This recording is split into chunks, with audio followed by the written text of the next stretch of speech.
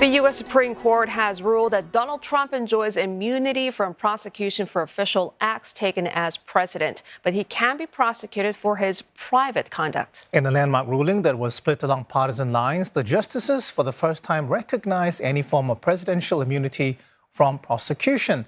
But they left it to a lower court to decide which of the alleged crimes Trump has been indicted for were official and non-official. Specifically, the ruling could delay Trump's potential trial on charges of plotting to subvert the 2020 election result, meaning it's unlikely the case will go to the court before the November 5th presidential election.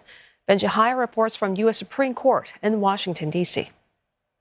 Well, this was a long-awaited, historic and landmark ruling from the Supreme Court that was met with a boisterous atmosphere, only then for bystanders to be quite confused about what it all means. Let's break it down. The court holds that a former president has absolute immunity for core constitutional powers and a presumption of immunity for official powers, but no immunity for unofficial powers. Now, what does this mean in this case? What is the difference between official and unofficial? That is to be decided by lower courts, but justices on the Supreme Court have indicated that under the banner of official acts would include, for example, Donald Trump instructing his then Vice President, Mike Pence, not to count the electoral votes in Joe Biden's favor and certify the 2020 election, a core feature of the prosecution's case against Mr. Trump as part of this case that they brought against him, looking into his alleged attempts to overturn the election outcome 4 years ago,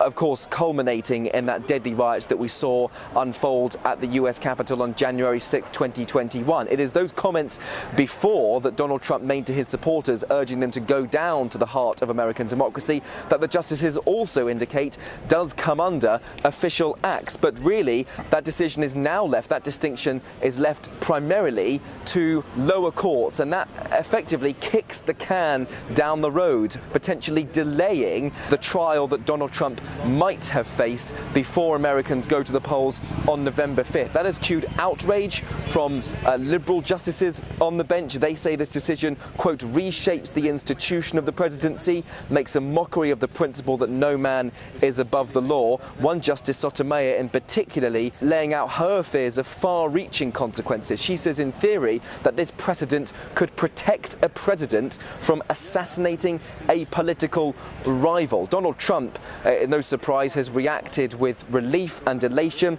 He says that this is a big win for the Constitution and for democracy, an erosion on the sorts of checks on the power that he might hold if he gets to the White House, and of course getting to the White House potentially now without facing a trial on this case. And despite him branding it as a victory, President Joe Biden's campaign says this doesn't change the facts of what happened on January 6, 2021.